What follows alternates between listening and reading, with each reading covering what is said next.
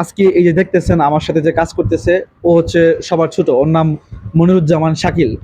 আমার যে ছোট ইমিডিয়েট ছোট যে ভাই, মেজো ভাই, ওর নাম হচ্ছে কামরুজ্জামান।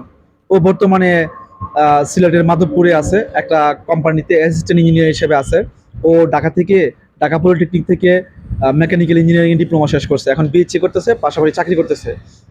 ও কিন্তু পাসপোর্ট করছিল এবং বিদেশ যাওয়ার জন্য আমার মাথাটা পুরোপুরি নষ্ট করে ফেলছিল। যেহেতু আমি সিঙ্গাপুর থাকি, আপনারা স্বাভাবিকভাবে বুঝেন, আপনারা অনেকেই যেহেতু আমার সাথে পরামর্শ করেন এবং আমার কাছ থেকে ভিসার ব্যাপারে কথাবার্তা বলেন, সো আপনারা নিশ্চয়ই বুঝতেছেন যে আমার ছোট দুই ভাই, তারাও স্বাভাবিকভাবেই আমাকে মোটামুটি অনেকটা প্রেশার দিচ্ছে যে ভাই আমাদেরকে বিদেশ নিয়ে যাও। এবং স্বাভাবিকভাবেই আমার যে বাবা মা, আমার যে আত্মীয় স্বজন, সবাই আমাকে বিভিন্নভাবে চাপ সৃষ্টি করছে যে তুমি বিদেশ থাকো, তুমি একটা ভালো দেশে থাকো, তুমি সিঙ্গাপুর থাকো, তো তোমার ছোট দুই ভাইকেও নেও। স্পেশালি আমার যে মেজু ভাইটাকে, ও যখন ডিপ্লোমা শেষ করছে তখন আমাকে সবাই বিভিন্নভাবে প্রেশার দিচ্ছে যে সিঙ্গাপুর নিয়ে যাও, সিঙ্গাপুর নিয়ে যাও।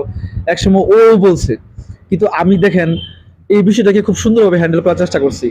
আমি আমার ছোট দুই ভাইকে বোঝানোর চেষ্টা করছি যে না, বিদেশ আসা যাবে না, আগে বাংলাদেশে কিছু ট্রাই কর।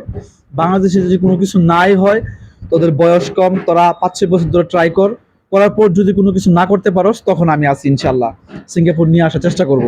শেষ পর্যন্ত ওরে বুঝাইতে বুঝাইতে এক সময় আলহামদুলিল্লাহ ও একটা চাকরি পাইছে এবং ও বিয়ে করছে, আলহামদুলিল্লাহ ও ফ্যামিলি নিয়ে থাকে মাধবপুর। এখন আজকে বেসিক্যালি আমি যে দোকানটাতে বসে আছি এবং আপনারা এই যে দোকানের দু একটা ফুটেজ দেখতেছেন বা দেখছেন আরো, এই দোকানটা কিন্তু আমার ছোট ভাই রিসেন্টলি নতুন দিছে।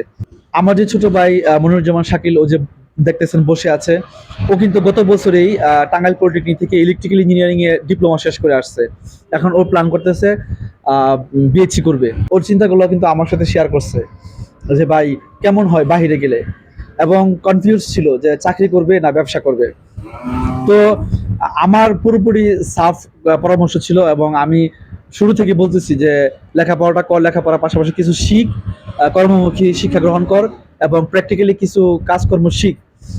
তোর ডিপ্লোমা রিলেটেড কিছু বিষয়ে অভিজ্ঞ হ তুই। বিদেশ যাওয়ার দরকার নাই।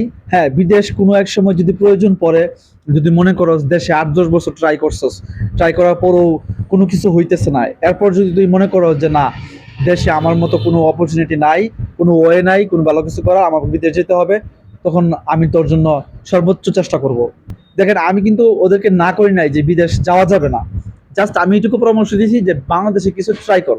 ও শুধু পড়াশোনা করে নাই, পড়াশোনার পাশাপাশি এই যে দেখতেছেন ও মোবাইল সার্ভিসিং এর জন্য কাজ শিখছে, অনলাইনে যাবতীয় কাজগুলা ও করে বর্তমানে।